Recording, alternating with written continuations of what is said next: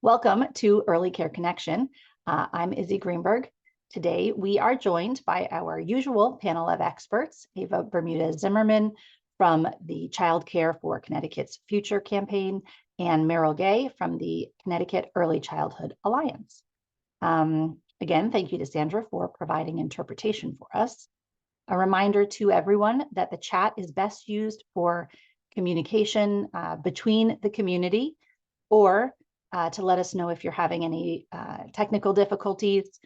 But please use the Q&A if you have questions for our panelists. Helps me to see them easier. Okay, so first, I just wanted to acknowledge, because we didn't do it 2 weeks ago when we should have, but this community began meeting March 16th, 2020. We've just passed our 4-year anniversary as a community of meeting weekly, sometimes many times a week. Started out as 3 times a week, went to 2 times a week. We're now down to a mere once a week, which is still, somewhere in the 50 times a year that this group is getting together. And I thought, at some point we did consider, should we have a special guest to market? What should we do? And to be honest, you're the special guest. You guys are the special guest.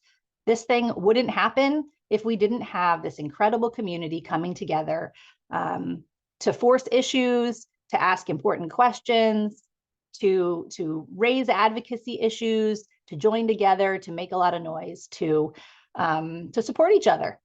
And that's it. And so I don't think we need a special guest. I think we just need to take 1 second and acknowledge how great it is. Meryl, Ava, Liz, and I all came together 4 years ago because people were like, what should we do? Do we close today? I don't know how to keep the kids safe. How do I keep my staff safe? And we had one Zoom. And over time, we've all learned how to do this together. We have learned how to do this in multiple languages. And we've had a lot of incredible guests. And so anyway, I just wanted to thank you all for being here, for making this fantastic community. And it's something I don't think we're ready to finish, right? It's changed, it's evolved, and we will keep this going as long as you all keep showing up and as long as it continues to be relevant and important. And it will be that if the community of people who come put a little effort in and make it that, and you're doing that. You're telling us what you need, and you're learning together. And anyway, I'm so impressed. I have been totally transformed in the way that I see this community through these calls.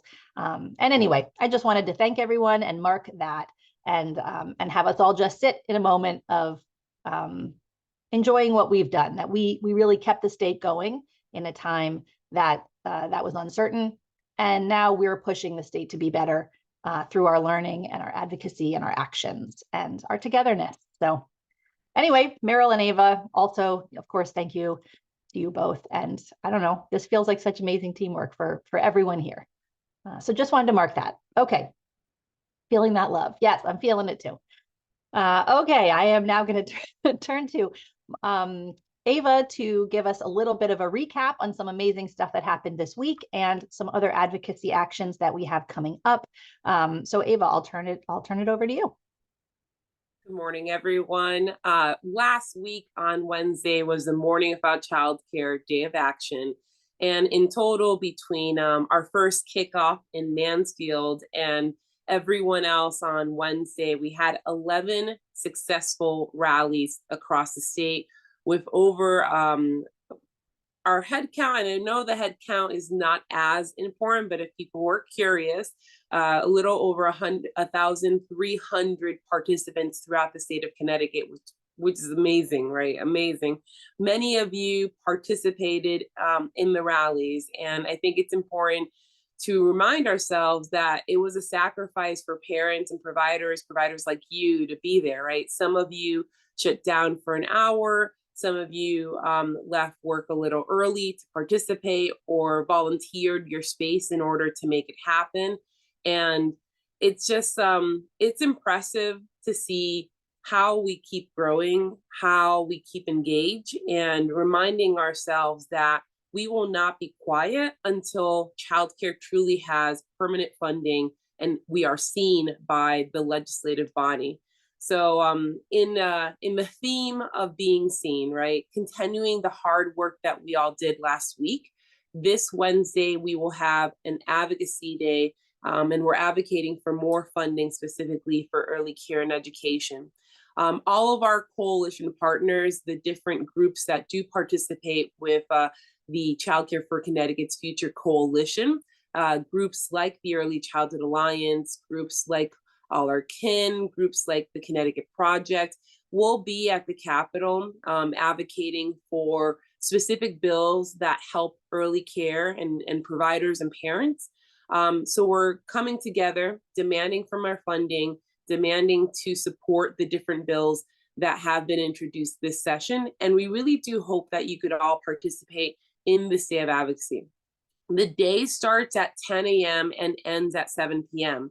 But because we know that all of you are very, very, busy women, mostly women, and hello to the guy providers on the call, we anticipate to be there as late as we need to be. So if you're someone who gets out of work, the kiddos leave your space for the day at 5:30 p.m. and you have an hour's drive to get to the Capitol, but you still want to advocate, come on over, right? So if we do have someone who signs up saying that the 7 o'clock or 6 p.m. slot makes sense for them, and we run over a little bit of time and we get out at 8, it's okay. I will be the last person there for the day. So please sign up. We're asking for the advocacy day for 1 hour. So from 10 to 7, it doesn't mean that we're asking you to be there the whole day and shut down your space or have an assistant be there all day. We're looking for 1 hour. So you could be 5 to 6 p.m. It could be 6 to 7 p.m. It could be 6:30 to 7:30. It could be 10 a.m. to 11. You pick the hour that makes most sense for you. We will have a lobbyist, a staffer there to greet you at the Legislative Office Building, do some hand holding, make sure that we coordinate with some legislators to talk to you, and we'll be there while you share your story with those legislators. So imagine the hearing, the testimonies that we do every single year during session when you share your story on Zoom. This is no different. It's just in person, a live in-person conversation with that legislator.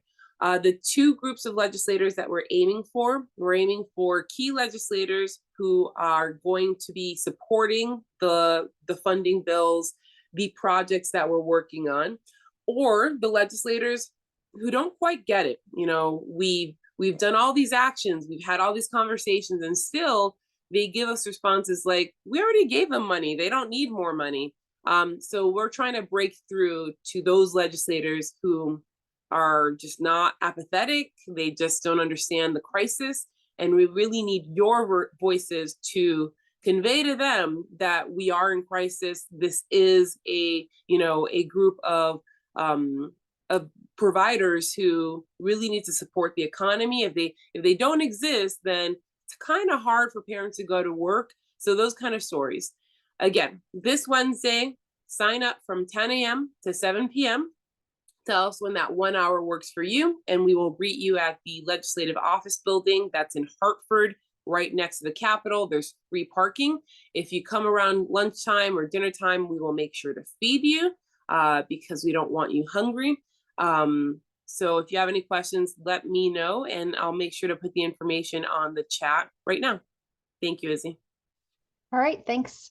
I'm seeing that there's a issue with the Spanish Morning Without Childcare link, and so I'm going to just change that out. So give me 1 minute to do that. And I did put links to Advocacy Day sign up, to a recap of the Morning Without Childcare with a great video. And so that's all in the chat. All of this, of course, as usual, will be posted to YouTube in the next 24 hours with the links. Okay, Meryl, I'm turning it over to you. You are muted. much less exciting than our fantastic 4-year anniversary is tax day. Yes. Turning it over to Meryl for tax day information. So today is tax day, and Connecticut is one of the few states that taxes income but does not adjust for family size. And we have a short video from our friends at Connecticut United Way about a proposal for a child tax credit. So let's roll the video. Hey everybody, thanks so much for taking a couple of minutes to watch this video. I'm Daniel Fitzmaurice, the new Director of Advocacy here at the United Way of Connecticut. And I'm Cheryl Hargrave, and I am the Advocacy Coordinator, and I've been here a while. So we wanted to let you guys in on one of the bills that we really have been advocating for in the legislative body, and that's the CT Child Tax Credit bill. And we're going to explain a little bit about it, and we do have a little bit of an analysis. So the child tax credit really is about trying to alleviate child poverty. And what better way of doing that than putting money into the hands of the families for them to make the best decisions for themselves? So a little bit more about what that means. The idea is to have a $600 refundable tax policy that will put $600 per child back into the families for them to make the decisions that they need, like summer camp or sports equipment, tires, back debt, maybe a small little trip. So what we know for what we do every day is that the people who make the best decisions for their families are the families themselves. And what better way for them to make those decisions than for them to have money back in their pocket every year? Absolutely. So that's the shape of the policy, and it comes with a lot of data behind it. Let me walk you through 3 of them. First, this is a very widespread policy. 75% of all families will have income that's eligible to receive the Connecticut Child Tax Credit. There's also a very specific racial equity component. You can see in the bar chart, 91% of Latino families and 88% of Black families will qualify. Secondly, we do have a state where there's an income tax. However, we are the only state in the country that has an income tax that doesn't adjust for the size of your family or for the cost of raising children. And the child tax credit would fix that.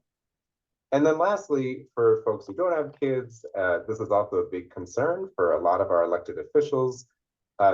There's a very strong research study that showed that child tax credits return 38% back into our economy. So that's a huge multiplier when you think about all those families getting this $600 every year per child and spending it right away on what they need.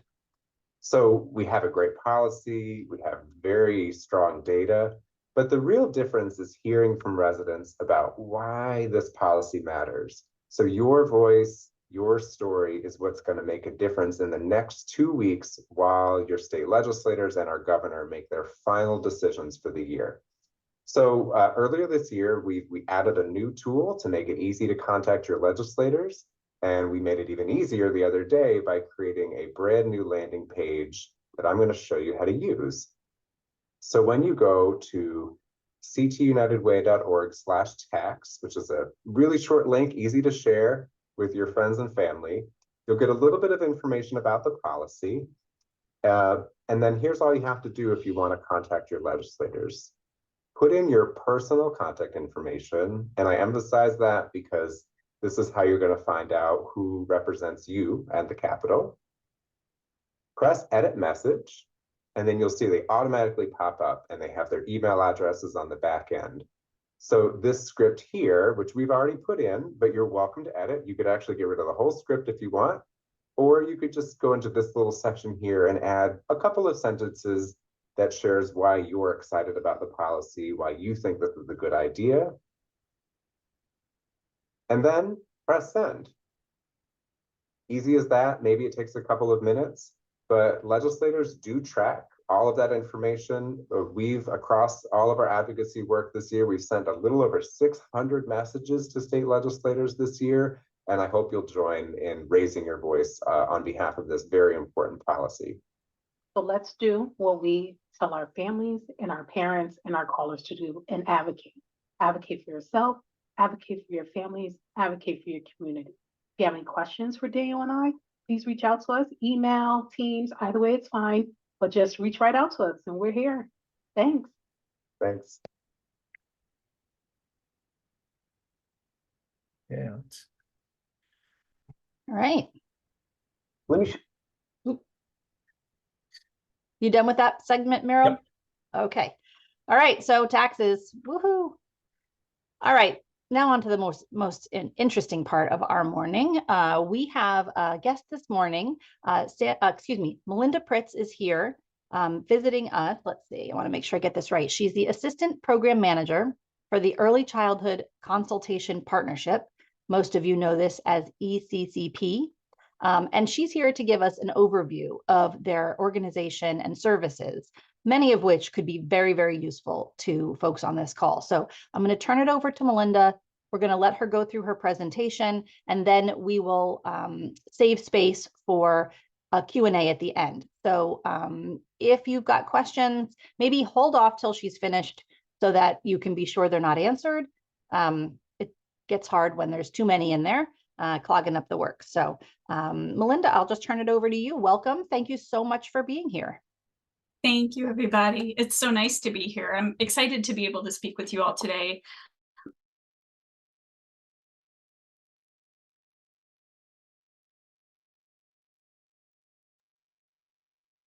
Oh, goodness. I think my Zoom crashed. Can you all hear me and see me okay? You do. You can share screen one more time. Yep.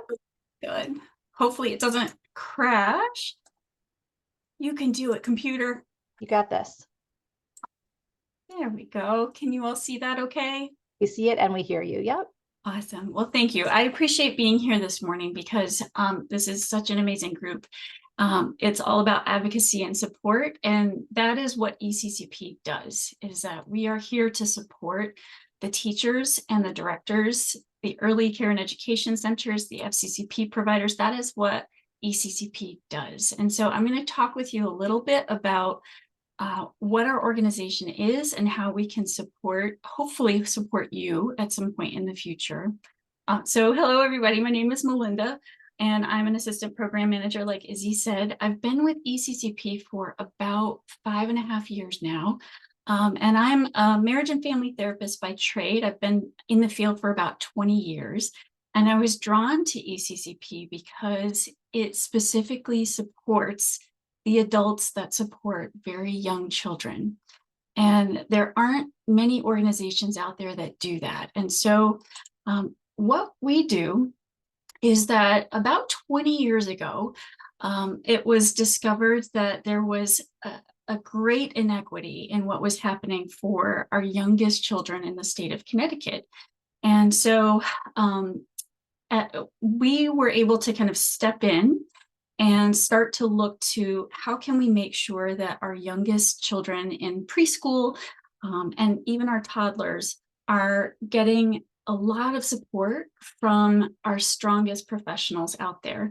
And so for about 20 years now, we've been working to support the early care and education professionals and the children and families they support directly. So we're a no-cost, short-term infant and early childhood mental health consultation service. So what that means is that we focus on the strengths of the children that we're asked to go in and support and really look at what is happening in early care and education centers and for FCCPs, so that we can figure out with the providers what might be happening for a child, excuse me, or even for their families. So we go in at no cost. If a provider gives us a call, sorry, of course, my voice gives out today, goodness. So if a provider gives us a call and we are no cost, there are providers across the state of Connecticut. So every town can be provided a consultant that can go into the center and really talk with the provider about what is happening for a specific child. Or if we have a teacher or a director that really has an entire classroom that might just kind of be exhibiting things they haven't seen before, we can really look at an entire classroom and help figure out what are the biggest themes, what are the biggest behaviors that might be getting in the way of this classroom functioning strongly, and partner with the teacher to really look at what are the quickest things that they might be able to do? What are some interventions that might work so that the children in the classroom can all respond, and we can maybe target the specific behaviors for just that handful of children that might kind of be putting everything off the rails, and get everything back on track in a way that works best for the classroom, the teacher, and hopefully some of the families too that are involved in that classroom system as well. So we are a no-cost service. It is strengths-based, and it's across the entire state. We're funded in part by the Department of Children and Families and the Office of Early Childhood. And this year, actually, we started a very small pilot in kindergarten too for kids that are in kindergarten through the the State Department of Education. We're hoping we might be able to continue to support there too. But for right now, our strength is and always has been for the last 20 years, supporting the providers who give care to toddlers and to preschoolers across the state of Connecticut. We also have started to provide services across the state of Maine to the entire state. And hopefully someday we can support even more states. I really believe in it. And so right now, just know that if you go to our website, and I'll put it into our chat at the end of my talk with you today so that you can go to it. If you go to our website, eccpct.com, there is a function that lets you search inside of it for, and I'll put that on here right now, for your specific consultant. It's the Find a Consultant feature. So in the state of Connecticut, you can just click on this dropdown, go right to the town where you are, and find out who is the consultant, their name and phone number to be able to contact them so that you can directly connect to them and have them come out to your center or your site and talk with you what might be most helpful for you. So today I'm going to talk a little bit more about what does happen when we come out and visit you and partner with you to support the children that you support. So we have been around for a long time. It was developed in 2002, really because of the high rates of suspension and expulsion, specifically for preschool children. We knew then in the state that our preschoolers needed a lot of help. So stakeholders across the entire state created funding, and the Early Childhood Consultation Partnership was created back then. So we at ABH, so our organization, ECCP, is supported and managed by a company called ABH out of Middletown. But ECCP really, I believe, is, it's all about the people in Connecticut that support children. And one of the things that we recognized was that there were a lot of mental health and behavioral health for young children at the time. There's even more now. But there really wasn't anything at the time that supported early care and education. And so if a teacher was struggling, how could they get help?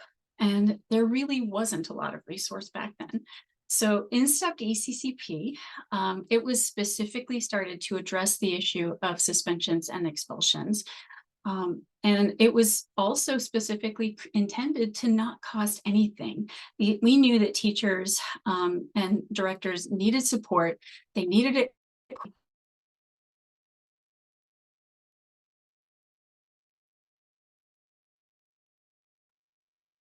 Oh goodness! I think That's all right. Just I think I got kicked out. Can you try all again. see my screen? No problem. Sorry, let me share my screen again. I think my my computer's angry at Zoom today. I apologize. It happens. We've had entire things crash and kick everyone out in the past. This is it happens. Oh my goodness. Well, let me jump right into the services just in case I get kicked out again. The most important thing really to know is that we are a no-cost service. If you have a need in your center, as a provider, we can come in and you can give us a call first, go right to our website, find which consultant could work with you. So which consultant supports your town. They're all master's level professionals. And so they all have backgrounds in mental health and education. And we all really, really believe in the service. That's why we were drawn to ECCP. I personally just adore what we do. And so you'll probably hear that as I talk about the program, because we love supporting you all, because you all love supporting kids. And so again, it was a service that was created because there just wasn't a lot of support for teachers out there. The early care and education sector just didn't have a lot of things in place that could help teachers that were struggling. And we know that when teachers are supported, that they are able to support children, and they're able to help those children maintain in the classroom. So we understand that you all need help, and that's what we do. So the services that you see listed up here, these are a few of our standard services. So as I mentioned before, we can come into a classroom. So if you give us a call, we'll talk with you on the phone for about a half hour. You'll tell us some more information about the children that you're providing supports to. You'll let us know what some of the issues are that you might be seeing that you'd like them to have some support for. And then we'll schedule a time to come out to you in your center or your FCCP. And we'll visit you and meet with you to create a plan together around what will be most helpful and support the children that are struggling. And so up here, you can see our service, our classroom service. The first one listed does just that. We look at the entire functioning of the classroom. We'll spend some time with you and observe and watch the process of what a typical day for you looks like. We'll gather some information about what's happening for the children you might be most concerned for. And then we'll sit down with you, build a plan for strategies and interventions that we think might be helpful.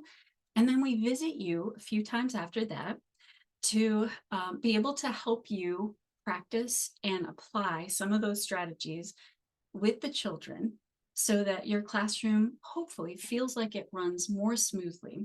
So there are any number of topics that we can help you address, and I'll talk a little bit more about that in a little while, but just know that the classroom service is for the entire classroom. So we come in and we focus on the flow of your classroom, what's happening on a day-to-day basis, and what might be most helpful for you as a teaching team. And sometimes that's as simple as I just got a new assistant teacher.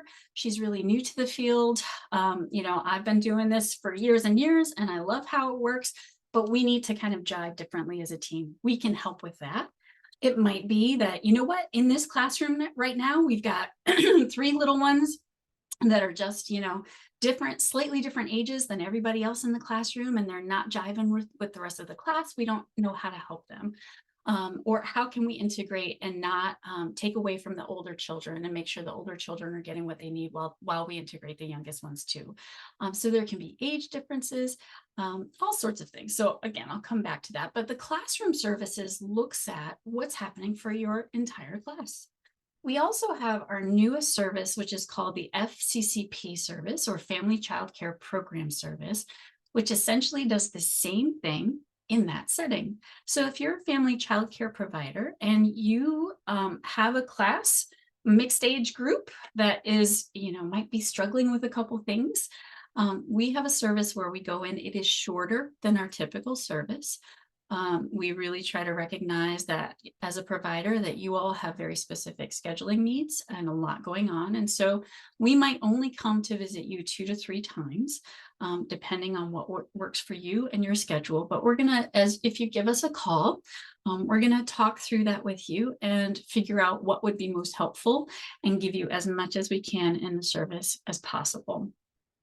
And our other service type that you see listed here is more specifically for an individual child. So our child-specific service is built so that if you have one child in your classroom who really is just struggling and you're not sure how to support them, And they seem to sort of be the squeaky wheel in your classroom. You're recognizing that that one child needs specific supports.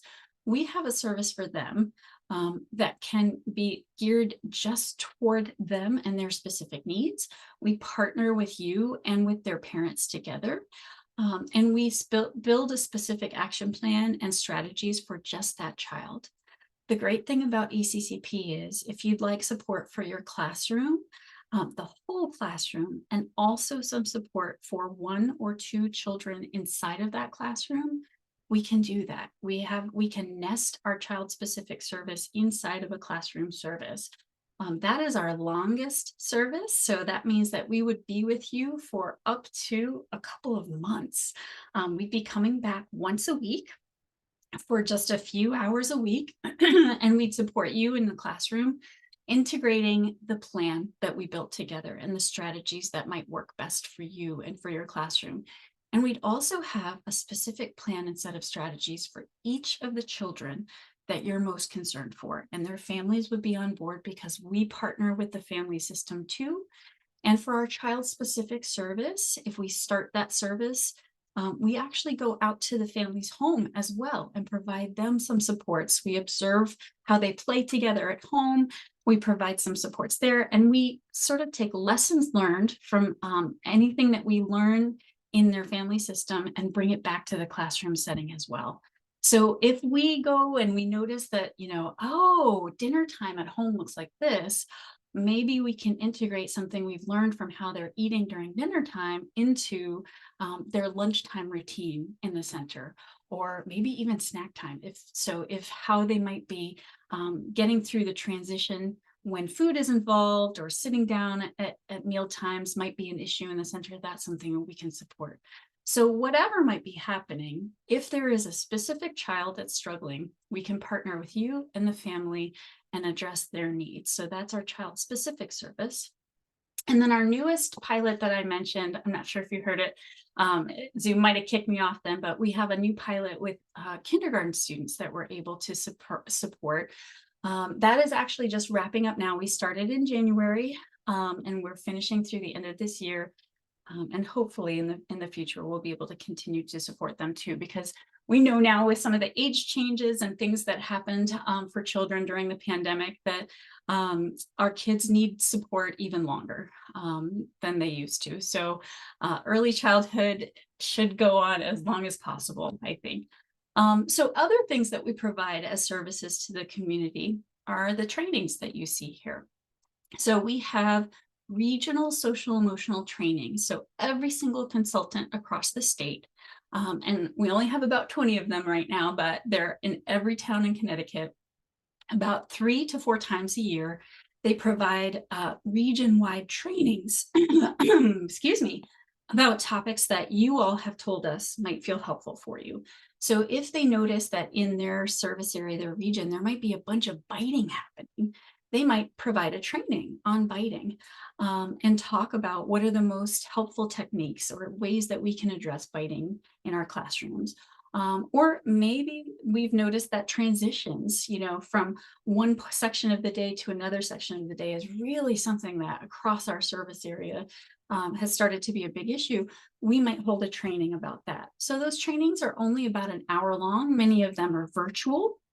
And so if you have interest in one of those trainings, you can also go out to our website, find your consultant, and just email or call them and let them know that you'd like to attend one of their virtual trainings, or even if they have any in-person trainings coming up, you can let them know what you might be interested in, and even send them some ideas for topics that you're looking for too.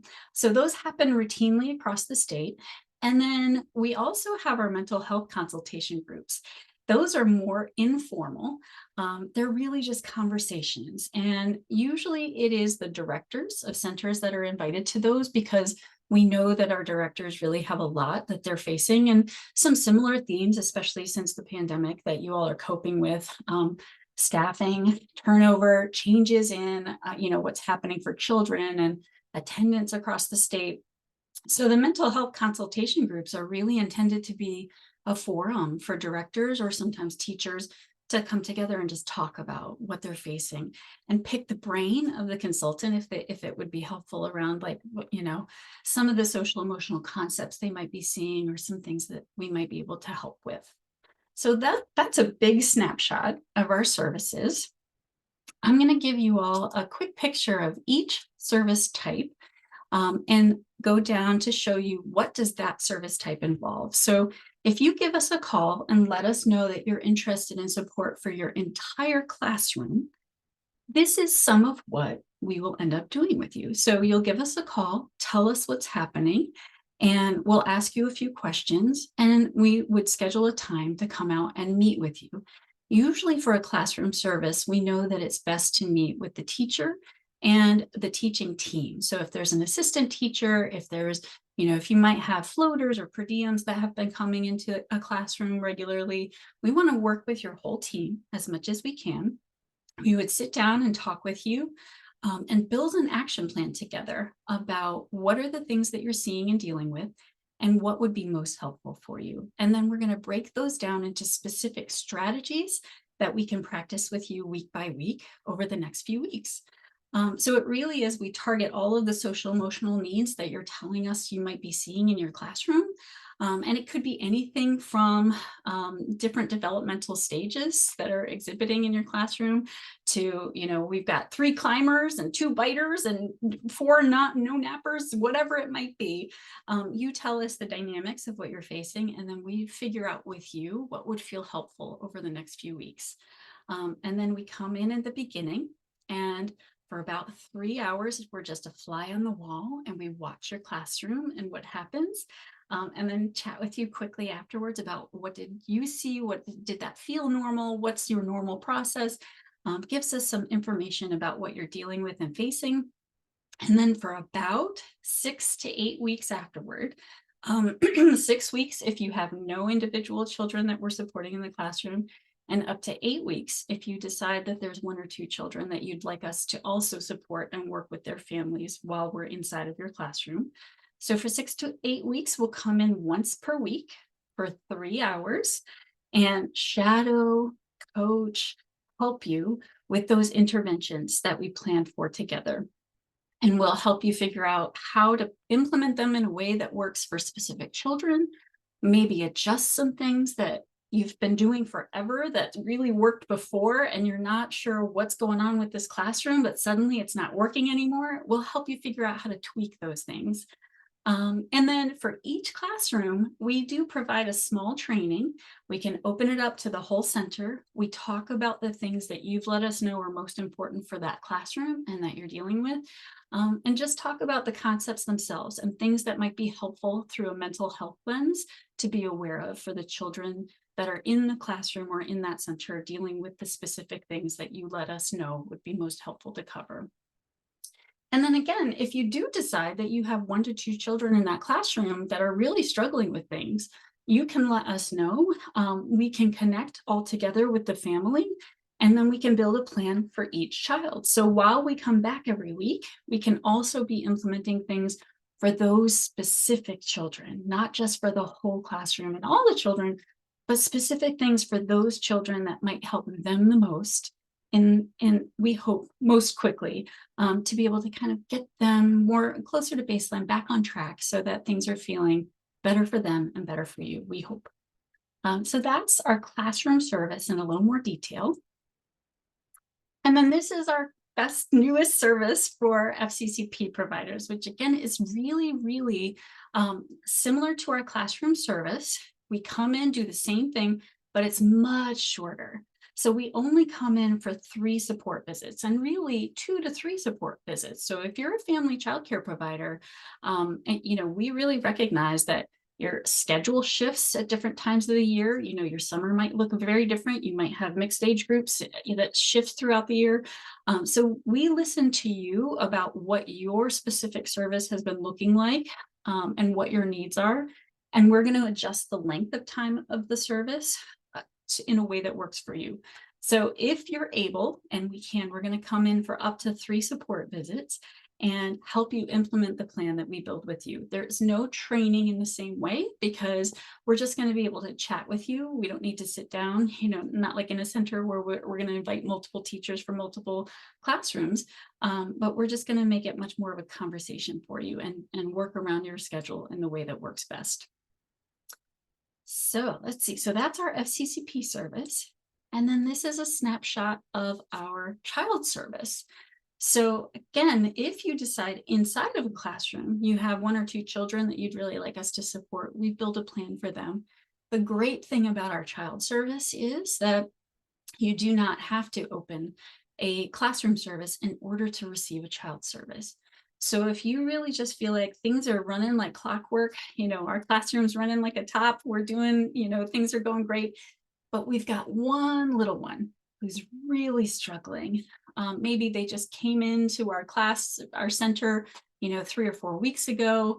And maybe they're really just struggling a lot. And we know that they're the one that needs the most support. You can give us a call, and we don't have to have our longer classroom service for you. We can just come in for 2 support visits for that specific child. So we would meet with you and the family, build a plan together, and come back for 2 specific, much shorter support visits, help you implement those strategies, and then keep in touch with you afterward to see how it's going, if there's anything that you might like to tweak that could be helpful.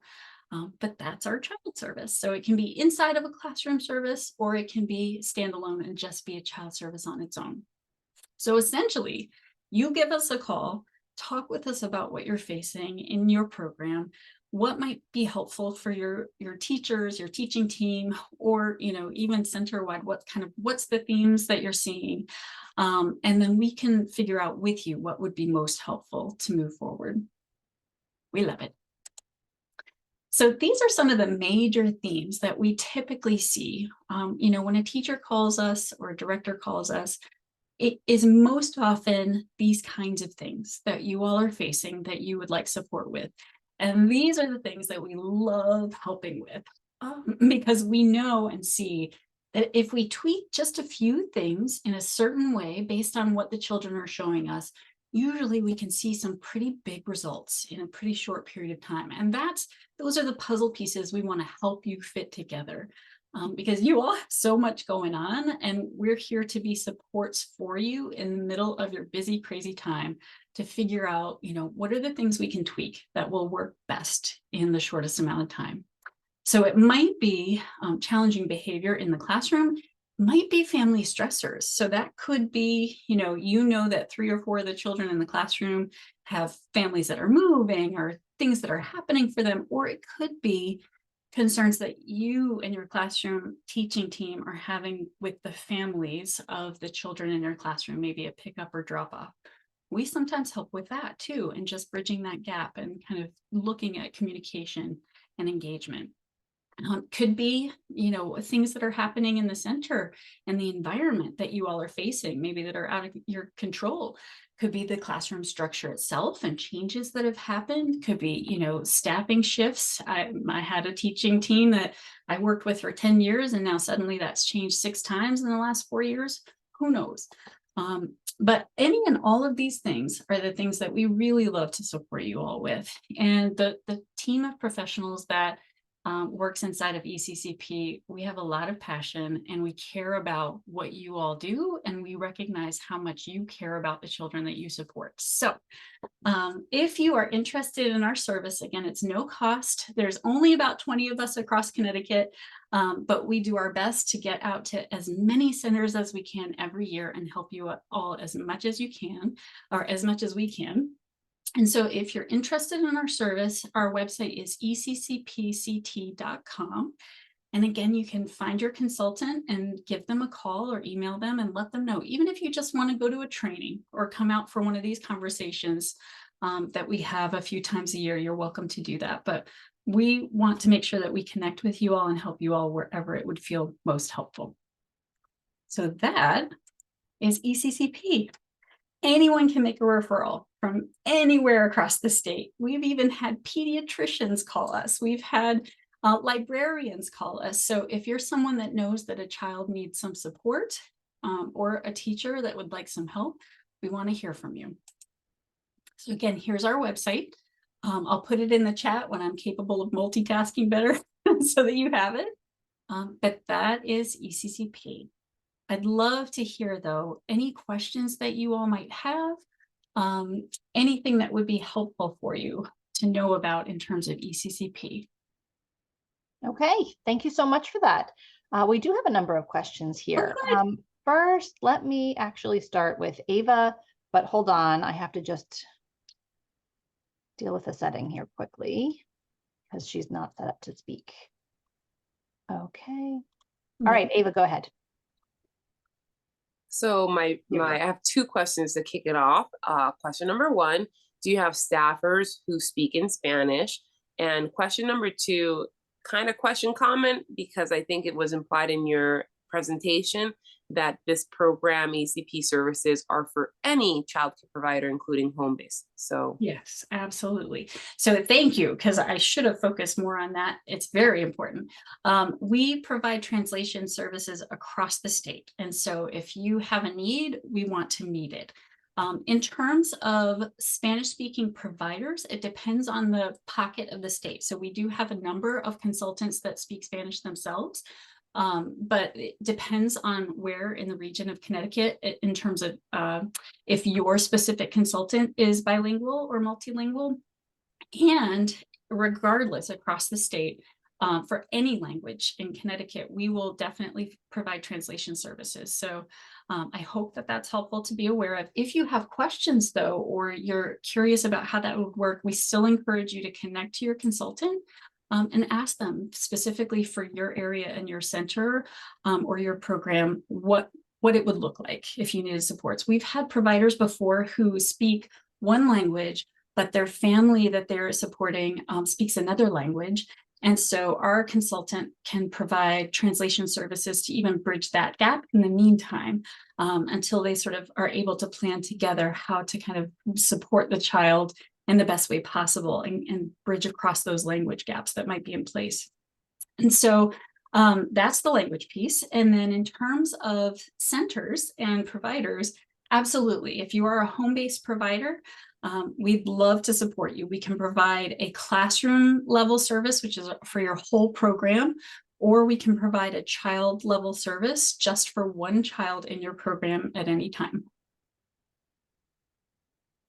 So if a consultant doesn't speak Spanish, can a region request that, or is there there's a process by which that service could be made available even if it isn't with the consultant who works in their region?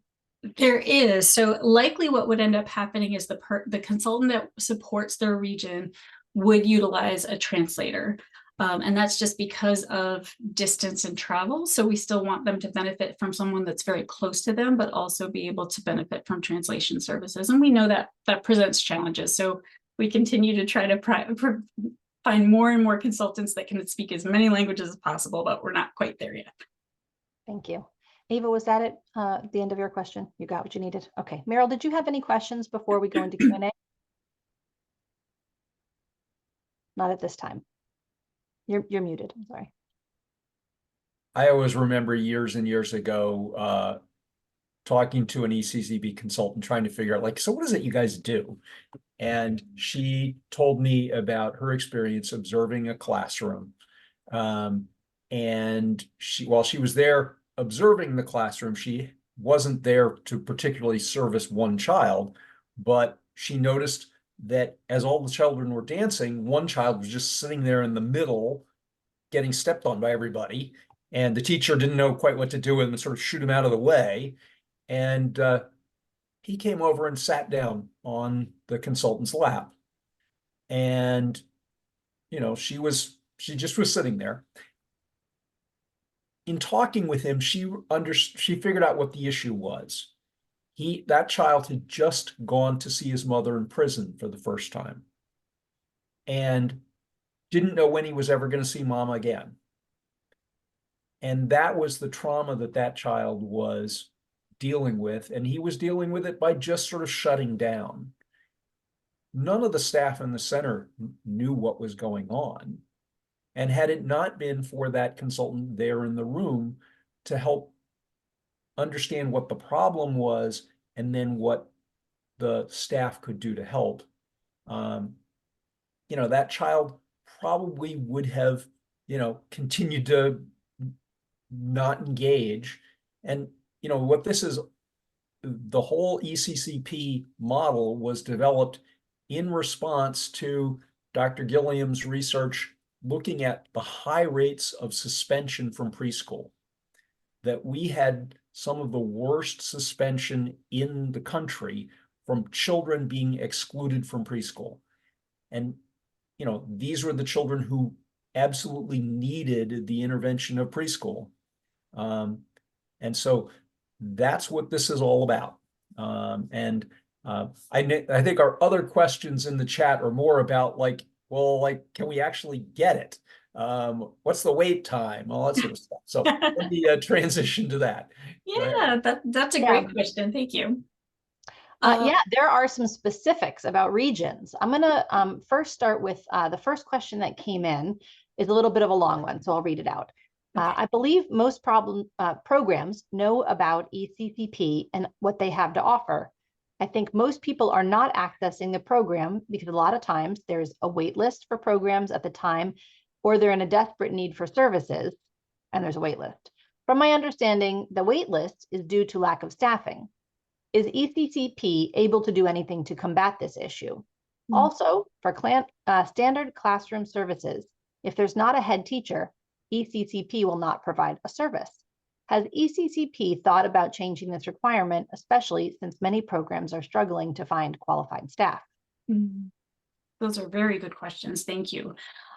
So I'll speak first to the idea of the wait list, which is that we do have wait lists, but they are real time and rotate in a different way than our traditional wait lists that we think of in other programs. So sometimes in behavioral health programs, you go on a wait list and you're just stuck there and it's, 6 months later. Our wait list really is you're waiting until they have their first opening, and they triage almost like an emergency room service. So if you go onto our wait list, what that means is that the beauty of our service is that from the very first time that we meet with someone, we know what the schedule is going to look like to meet with them and sort of how long that service is going to last.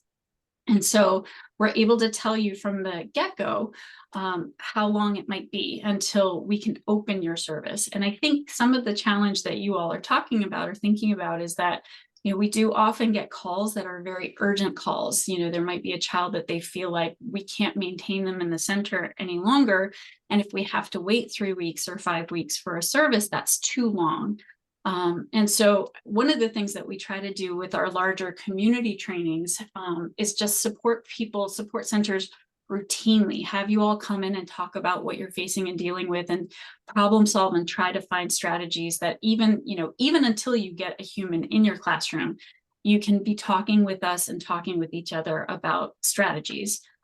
We also know that unfortunately, sometimes if we're getting to that point where 3 to 5 weeks is too long, that's a lot of urgency for a child. And so because we're a program that is really intended to be proactive, and connect before we get to a point where there might be that sort of imminent risk of leaving a center, the sooner you reach out to us, the better. And so if you start to see early signs that a child is struggling, the faster you connect to us, the faster we can plan with you and kind of figure out. Because we do know we sometimes get people that call that are very frustrated that say, I can't wait 2 weeks, I can't wait 5 weeks. This child's not going to be able to maintain in the center much longer. And we do want to try to help that child to maintain. And so thinking about, if you have ever been in a situation where you were there with a child, what could it have meant to have someone come in 2 months before that? And call us as soon as you can and try to, connect to us so that we can plan with you as early as possible for your entire classroom if possible, but also for individual children. I will say, yes, we're always looking at staffing and how can we increase and improve our program in that way. Just like you all, we advocate regularly around more of us so we can support more of you.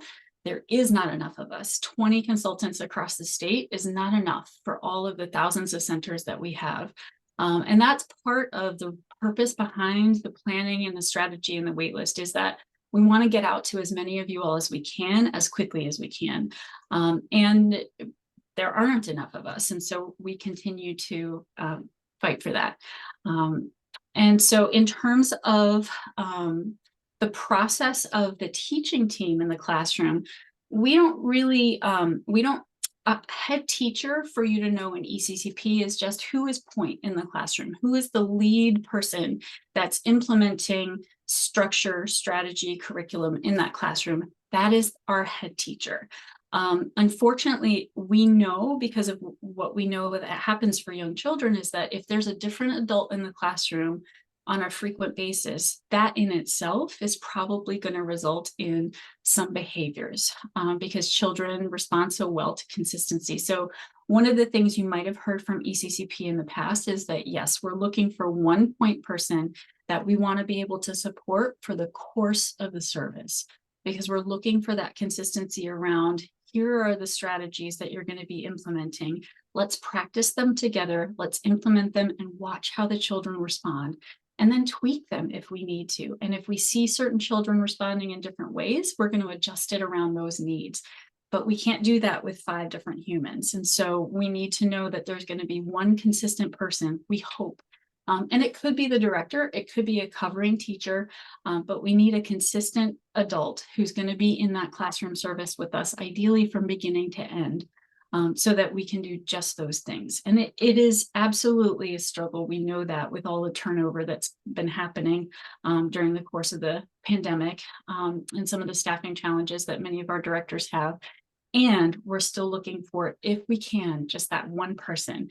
They don't need a label, though. We don't, they don't need to be officially a head teacher. We call them a lead teacher, but it's really like, who is the point adult in that classroom? So I hope that helps. Great, got it. And the consistency does make sense. I know that is, people really struggle with staffing, but I do understand what you're saying. Okay, there's some specifics on town by town. I'm not sure how familiar you are with the exact consultants in every community. But Eileen is wondering, does the Danbury area have a consultant yet? Our most recent consultant left last year, and we've had multiple providers over the years with large gaps in service. This has been hard for providers and families who've built a relationship with the ECCP person. Yeah, yes, Danbury does have coverage. There have been some transitions, and during training periods, I know that's hard because if someone's in training, they're not able to provide as many services as they normally do. So it does feel like a big gap. But right now we have someone fully trained, fully providing service. So feel free to connect and reach out to them. Great. There's, just to point out, some folks in the chat exclaiming that it's a great service and they love the Norwalk consultants. There's some comments that teachers need more training on how to engage students in the classroom, that this will help students. So those are some comments. Deb wants to know if there has been a consultant hired for Tolland County, specifically Mansfield, and if so, do you know their name? I would say Deb. I think I do, but because I am directionally impaired, I'm going to be very honest about that. Go right to our website and it will give you the correct answer, and I apologize. So yeah, no problem. If a parent of a preschool age child and their preschool teacher are concerned about a child's development, but are not receiving support from the district, can ECCP be a resource in this situation? Absolutely. Yeah. Thank you for asking that. I did put the website in the chat so that you all can click on it if you'd like to. One of the things that we really appreciate being able to do for you all is assess for any level of concerns that might be happening. So that could be mental health, it could be behavioral, it might be developmental. And so while we don't diagnose, we don't formally assess, we're all master's level professionals that have that lens, and we can let you know if we are seeing any red flags, if there's anything that we're concerned about for you. And sometimes, yes, we can bridge. So maybe there is a child that's been referred for a specific type of support in the community. They've been assessed and determined for whatever type of support that they cannot receive it, maybe yet or at all. We can still support the team in terms of what can we do? What can we do either in the meantime, if there's maybe to bridge, if there's a wait for something until they can connect to that support, or if a family's been denied a service, they're told, nope, your child isn't appropriate for this service, or they don't actually have this need, it's not a diagnosis. Then we can talk with the family and the center about what would be helpful instead. Or in the meantime, what are some things that that family system can do directly, or that the teaching team can do to support either the behaviors that they might be seeing as a result, or anything that might be occurring for them. How can they sort of bridge a gap? And so that's one of the things that we do love to do. Great. I don't know if you can answer this, but this actually may be more for the community, but someone's wondering how similar or different these services are to what a place like Wheeler Clinic is offering. And so you may know that, and if you don't, there may be folks in the community who want to add that to the chat, but I'll give you the opportunity. That's a great question. Thank you. So I know I didn't really speak to that, but our ECCP consultants are trained in this model. So ECCP is basically how we do what we do. How do we go out and connect to you? But the way that we do that is that our professionals work at different agencies around the state. So Wheeler Clinic actually does have ECCP consultants that work directly for them, and we support them in implementing this model. And so it becomes a level of care essentially across different agencies. So we work with multiple agencies across the state. Your specific consultant is going to be working, inside of one of the behavioral health agencies across the state. And we just help support them to make sure that this model is implemented in the way that it was created. Because we know, thanks to Dr. Gilliam and a few other things that we've done, we know that when we implement this model the way that it was built, we see better outcomes for children and families and teachers. And so that's what we do. So it is considered a level of care. So most of these agencies, if you call them directly, they will talk with you about what your need is and assess for. And ECCP is actually one of the things that they can refer you to. So they could connect you directly through an agency to ECCP instead of you just going out to our website. Great. I'm also geographically challenged on some parts of Connecticut. And someone's asking if a replacement for the Northeast section has been located as of yet. I believe so, yes. So, yes, Northeast, I believe that they are fully trained and ready to go. So, but go ahead and connect via the website. And if for some reason you don't see a name, it will give you the connection at ABH for us to talk through and problem solve with you. Great. Is this a pyramid model or a different model? That's a great question. So it is a different model, but we partner with Pyramid. So many of the pyramid concepts and the lens that they use in terms of providing supports and care to children, we have incorporated into our model. So they are a partner with us. We partner with them. Great. Last question. Will ECCP come out to communities to do group teacher trainings from multiple centers? Ooh, yes, that is our community training. So anytime we have one of those community trainings that I mentioned, it is always intended for multiple centers. Some are in person, some are virtual, but we definitely do target specific needs. So, we might get a bunch of different directors in a service area that is emailing, they might be emailing their consultant or calling them and saying, hey, we're seeing this kind of thing. That consultant will gear their community trainings toward those needs. So if you know that you have a specific need and you'd like one of their upcoming community trainings to be on a certain topic, just send them an update, send them an email or give them a quick phone call, and they'll let you know what their schedule for community trainings is coming up. And then you can plan around that. We've had some consultants that will coordinate with directors in their service area for 4 or 5 centers, find out what their PD days are, and try to coordinate if there are shared professional development days to give a training on that day to multiple centers. So, I know lots of them are willing to work with you all around your needs and timing and things like that. All right, great. Meryl or Ava, does either of you have any final questions before we wrap up? Nope. Okay, great. Melinda, thank you so much. Thank you. It was This great has been being really here. great, very educational. So appreciate it. A lot of folks here have had a good experience. Of course, as is always the case in this industry, people just want more. Yeah, know, we more- need you. You deserve it. Yeah, just want more. So, any complaints we're seeing here is just about lack of availability, but people enjoy the service. So thank you so much. Appreciate you being here. As always, this will be posted along with the PowerPoint up on earlycareconnection.org in the next 24 hours. And thank you so much. Thank you. All right. So folks, I reposted into the chat the sign up for Early Childhood Advocacy Day, which is on Wednesday. I also reposted the Morning Without Childcare recap. That will just make you feel good. So if you want to just feel good, start your day feeling better than we already feel right now, or save it for later when you're when you're exhausted and you need a little pick me up. But take the moment if you can to sign up for Advocacy Day. And of course, I know everyone can't make it up to the Capitol.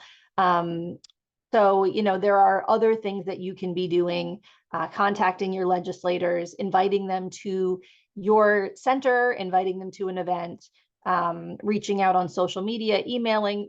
There's all the things that you can do from home, from your office, if you absolutely can't make it to the Capitol. But do not underestimate how important it is for constituents to be there talking in person, even if they don't feel prepared, especially if they don't feel polished.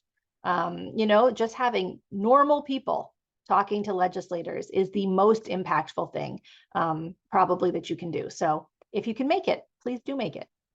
All right, that's it for today. We will see everyone next week, and have a wonderful week. The flowers are out, the birds are chirping. It's gorgeous. Enjoy it. We'll see you next week. Thanks.